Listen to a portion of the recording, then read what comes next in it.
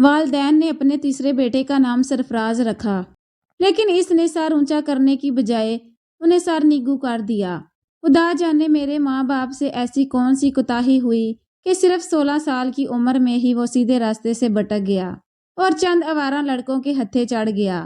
Matric تک وہ بہت سیدھا سادہ، نیک اور نمازی تھا۔ فرسٹ ایئر میں داخلہ لیا تو دوستی آوارہ مزاج لڑکوں سے ہو گئی۔ ان لڑکوں کے کچھ دوست عمر میں ان سے بڑے تھے۔ انہوں نے میرے بولے بھائی کم سن بھائی کو گھیر لیا۔ سرفراز نے فرسٹ ایئر جوں توں کر کے پاس کر لیا، لیکن سیکنڈ ایئر میں پر پرزے نکال لیے۔ اب وہ کالج جانے کی بجائے ان اوباش لڑکوں کے ہمراہ لڑکیوں کے اسکول جانے لگا۔ ایک گرلز ہائی اسکول سرفراز کے کالج کے راستے میں پڑتا تھا۔ یہ لڑکے ایک گروپ کی صورت میں ایک اسکول کے ارد گرد منڈلاتے تھے۔ وہ طالبات پر آوازیں کستے، جو پیدل ہوتی ان پر جملے بازی کرتے اور ساتھ ساتھ چلنے لگتے۔ جب وہ پریشان ہوتی تو خوش ہوتے، وہ بڑبڑاتی یا بھوک لا جاتی تو کہکے لگاتے۔ ہماری خواہش تھی سرفراز پڑھ لکھ کر اعلیٰ افسر بن جائے اور ماں باپ کا نام روشن کرے۔ ابو اور بھائی اسی وجہ سے ان کو دکان کے کاموں میں نہیں الجھاتے تھے تاکہ وہ مکمل سکون اور توجہ سے اپنی تعلیم جاری رکھ سکے۔ امی صبح سویرے بیدار ہو جاتی، نماز فجر اور تلاوت قرآن پاک کے بعد وہ ناشتہ بنا کر میز پر لگا دیتی۔ میں اور امی مل کر ناشتہ تیار کرتے تھے، جبکہ چھوٹی بہن قریبی اسکول پڑھنے جاتی تھی۔ ناشتے کے فوراً بعد ابو اور میرے دونوں بڑے بھائی دکان پر چلے جاتے اور سرفراز کالج جانے کی تیاری میں مصروف ہو جاتا۔ وہ 7:30 بجے گھر سے نکل جاتا، لیکن کالج کی بجائے دوستوں کے پاس پہنچ جاتا، جو اپنی موٹر سائیکلوں پر اسے لینے گلی کے نکڑ پر کھڑے ہوتے تھے۔ وہ ان کے ساتھ چلا جاتا۔ پھر یہ سب کالج جانے کی بجائے نزدیکی گرلز ہائی اسکول کے پاس ٹھہر جاتے، طالبات پر آوازیں کستے، ان کو چھیڑتے اور پریشان کر کے خوش ہوتے، گویا یہ ان کی روز کی ہابی تھی۔ کیونکہ اسکول 7:30 بجے لگتا اور کالج 8:30 بجے، تبھی یہ گھنٹہ بھر پہلے گھر سے نکلتے تھے۔ ایک دو مرتبہ کچھ اچھے طالب علموں نے ان کو سمجھانا چاہا، مگر انہوں نے ان کی پٹائی کر دی۔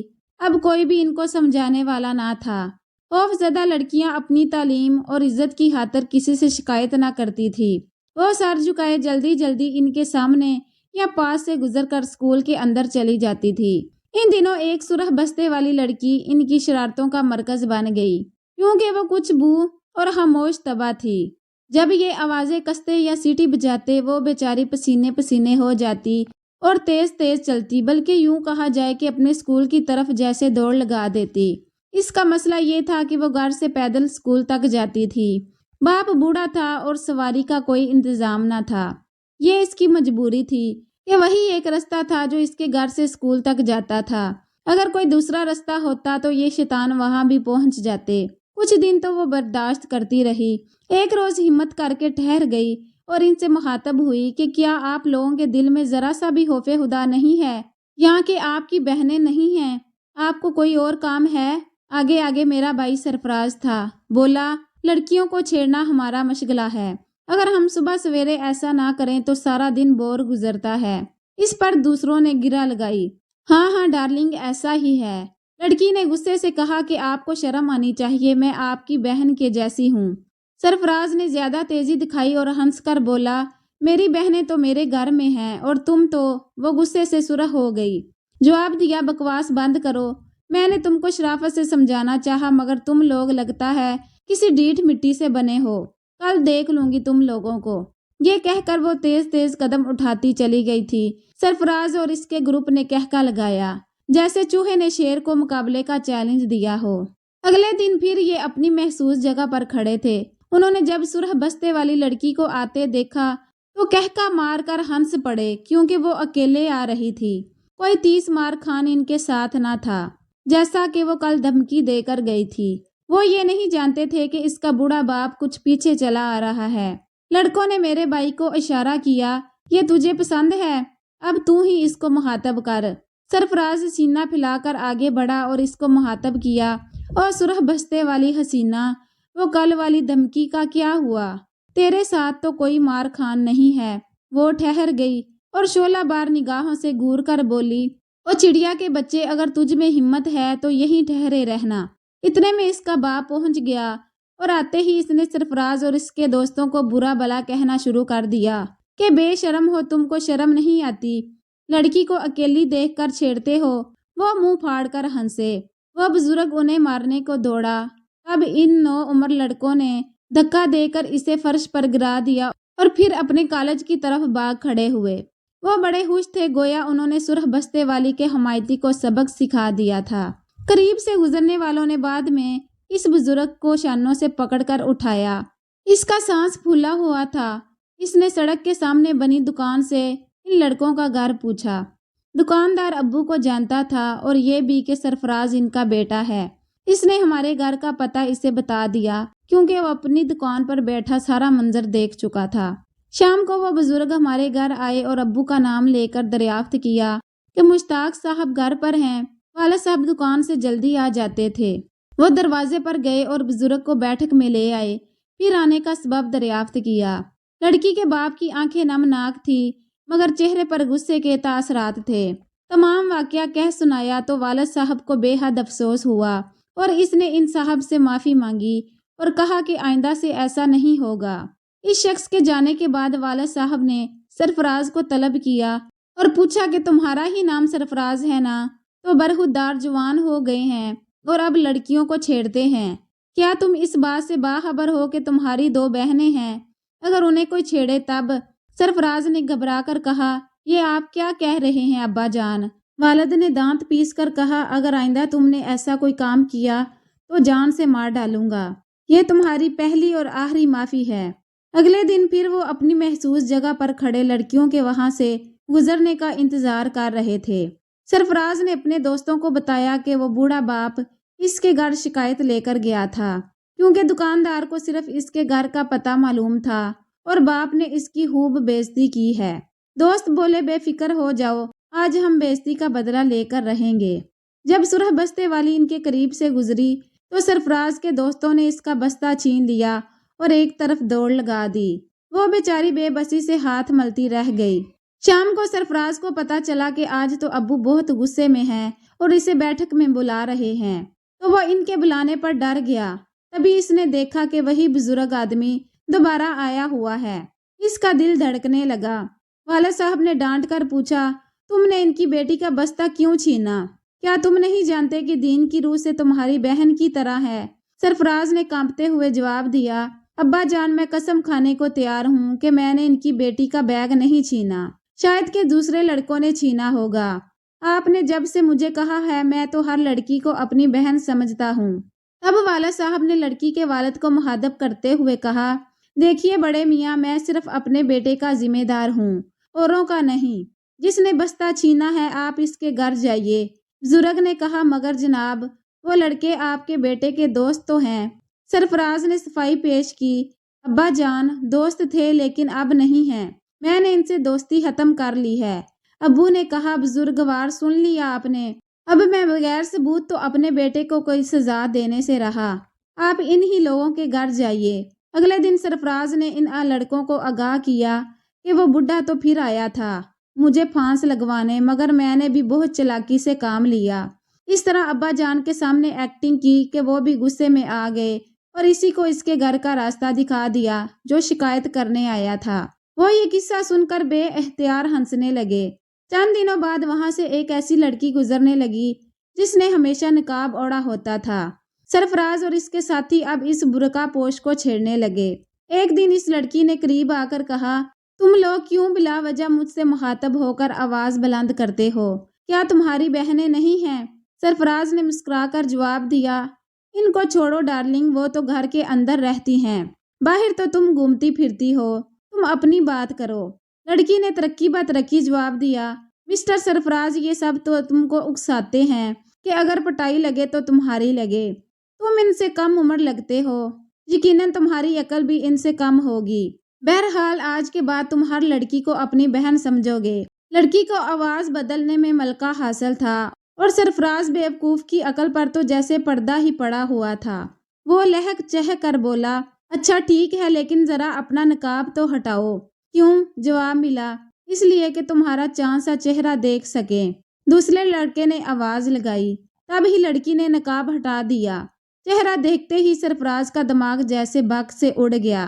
اسے یوں محسوس ہوا جیسے اس کے جسم کا سارا خون کسی نے نچوڑ لیا ہو۔ آنکھوں تلے اندھیرا چھا گیا کیونکہ سامنے اس کی اپنی بہن کھڑی تھی، سگی ماں جئی فرہندہ جبین۔ اسے اپنی آنکھوں پر یقین نہیں آ رہا تھا۔ وہ ہکلایا، آپا یہ تم ہو؟ لیکن ان لوگوں نے اس کی بھکلاہٹ میں اس ٹوٹے پھوٹے جملے کو نہ سنا تھا، جیسے وہ کہہ رہے تھے، کیا خوبصورتی ہے، لگتا ہے فرشتوں نے دن رات ایک کر کے یہ صورت بنائی ہے، واہ کیا چاند سا چہرہ ہے، آج تک ایسا حسین مکھڑا نہیں دیکھا۔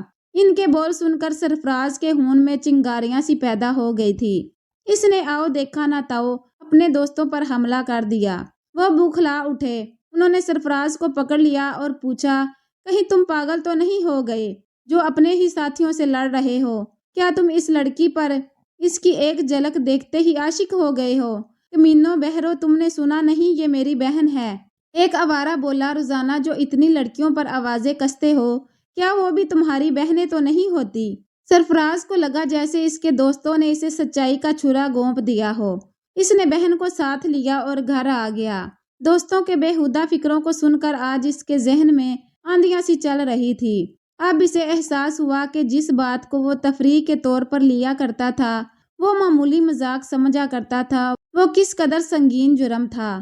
کسی کی بہن کو بےہودہ بات کہنا، کسی بے قصور کو چھیڑنا، پریشان کرنا، جبکہ وہ ایک اعلیٰ مقصد کو پانے کی خاطر گھر سے نکلی ہو، جس کے ساتھ چل کر اسے اسکول یا کالج کے گیٹ تک پہنچانے والا بھی کوئی اپنا موجود نہ ہو، اور جو مالی طور پر یہ استطاعت بھی نہ رکھتی ہو کہ کسی کار، موٹر سائیکل یا رکشہ پر جا سکے۔ تنہا پیدل چلنا کڑی آزمائش اور امتحان ہے۔ ایک ایک قدم بھاری پڑ جائے، آنسو دل میں گرتے ہوں اور شکایت کے لیے لب تک نہ کھول سکتی ہو، اس لڑکی پر کیا گزرتی ہوگی؟ اس نے دل میں سخت شرمندگی محسوس کرتے ہوئے بہن کے پاس آ کر شکوہ کیا کہ تم نے کتنی بڑی اور غلط حرکت کی ہے۔ آج مجھے میرے دوستوں کے روبرو شرمندہ اور ذلیل کر دیا ہے۔ جانتی ہو کہ اس قدم سے میری یا ان میں سے کسی کی جان بھی جا سکتی تھی۔ وہ تو اپنے پاس اکثر چاقو اور چھرا وغیرہ چھپا کر لاتے تھے۔ بہن نے کہا، دیکھو سرفراز، تمہیں پتہ تو چلا کہ بہنوں پر بےہودہ فکریں کسنے والوں پر کتنا غصہ آتا ہے اور دل کو کس قدر تکلیف ہوتی ہے۔ ویسے تو تم سمجھنے والے نہ تھے۔ میں سرفراز سے 3 سال بڑی تھی اور یہ میں ہی تھی جس نے اپنے بھائی کو سمجھانے کے لیے ایسا قدم اٹھایا تھا، کیونکہ سرخ بستے والی فریاد لے کر جب میرے پاس آئی تو میں نے اسے بہن بنا لیا اور وہ میری دوست بن گئی۔ وہ بہت شریف اور اچھی لڑکی تھی جس نے ان تنگ کرنے والے لڑکوں کی وجہ سے اسکول جانا چھوڑ دیا تھا، کیونکہ اندیشوں کے باعث اس کا بیمار اور بوڑھا باپ اور بیمار پڑ گیا تھا اور کام پر نہ جانے کے باعث سارا گھرانہ پریشان تھا۔ میں نے بھائی کی طرف سے اس سے معافی مانگی جس کا نام صاحبہ تھا، اور پھر یہ واقعہ بھائی کو بتایا کہ وہ بیچاری اب تعلیم سے محروم ہو گئی ہے، جو اپنے گھرانے کی غربت دور کرنے کا عزم لے کر تعلیم حاصل کرنے چلی تھی۔ سوچو سرفراز، تم سے کتنا بڑا گناہ سرزد ہوا ہے۔ میں رو رہی تھی، تب ہی سرفراز بھی رو پڑا اور میرے قدموں کو ہاتھ لگا کر کہا، مجھے معاف کر دو آپا جانی، آئندہ ایسا نہ کروں گا۔ ہر لڑکی کو بھائی کی نظر سے دیکھوں گا اور ان برے دوستوں کے گروپ میں اب نہ جاؤں گا۔ مجھے اپنی غلطی کا احساس ہو گیا ہے۔ میرا بھائی تو راہ راست پر آ گیا، لیکن ان اوباش لڑکوں کو رد کر دینے کی تکلیف نے بے قرار کر دیا۔ سرفراز دلیر، خوش گفتار اور با اعتماد تھا۔ وہ تھوڑا سا بیوقوف بھی تھا کہ جو وہ کہتے تھے وہی کرتا۔ اپنے گروپ میں اسے ضرورت تھی، انہوں نے کئی بار اسے بلایا لیکن وہ نہیں گیا۔ جب وہ بلاتے ان کے ساتھ جانے سے انکار کر دیتا تھا۔ اس پر بلاخر وہ اس قدر برہم ہو گئے کہ اب اسے ڈھونڈتے پھرتے تھے، کہتے تھے ایک بار ہاتھ آ جائے تو اس کو غداری کا مزہ چکھا دیں گے۔ ایک دن بھائی تازہ ہوا کھانے کو گھر سے قریبی پارک گیا۔ وہ کبھی کبھی وہاں جایا کرتا تھا۔ اوباش لڑکے تو اس کا پیچھا کرتے تھے۔ ان کو پتہ چل گیا کہ سرفراز پارک جاتا ہے۔ بس ایک روز ان کو موقع مل گیا۔ یہ شام سے ذرا پہلے کا وقت تھا۔ بادل چھائے ہوئے تھے اور موسم خوشگوار تھا۔ پارک میں خاموشی اور مکمل سکوت تھا۔ بس پرندوں کی چہچہاہٹ اور چڑیوں کی چہکاریں سنائی دے رہی تھی۔ وہ تنہا ایک بینچ پر بیٹھا فطرت کے حسین نظاروں سے لطف لے رہا تھا کہ اچانک اس کے وہی آوارہ دوست لڑکے وہاں آ گئے اور ساتھ چلنے پر مجبور کرنے لگے۔ सरफराज ने साफ इनकार कर दिया कि इसके वालिद ने पाबंदी लगा दी है, अब वो इनके साथ नहीं जा सकता। इस पर वो इसे बहन की गालियों से नवाजने लगे। सरफराज को गुस्सा दिलाया और झगड़ने पर मजबूर कर दिया। फिर इस लड़ाई में एक लड़के ने चाकू निकालकर इस पर वार दर वार शुरू कर दिए और जमीन पर गिराकर कई चाकू इसके जिस्म में उतारे और चलते बने। थोड़ी देर बाद कुछ लोग वहां सैर की गर्ज से आए। इनमें एक हमारा हमसाया भी था। उन्होंने एक लड़के को खून में लथपथ गिरा हुआ पाया। करीब जाकर देखा, हमसाये ने पहचान कर कहा, अरे ये तो मेरे पड़ोसी कादर का लड़का सरफराज है। इसने वालिद साहब को आकर बताया। अबू दौड़े गए, फिर एम्बुलेंस का इंतजाम किया। तब तक काफी खून बह चुका था। यूं मेरा प्यारा हुबरू शहजादों की शान वाला भाई लुकमा अजल बन गया। सच है कि बुरों की सोहबत से बचो और बुरे लोगों को कभी अपना दोस्त ना बनाओ, क्योंकि बुरे इंसान से अच्छाई की तवक्का नहीं की जा सकती। काश कि मेरा भाई इन बदकुमाश लड़कों के चुंगल में ना फंसता तो आज वो हम में मौजूद होता।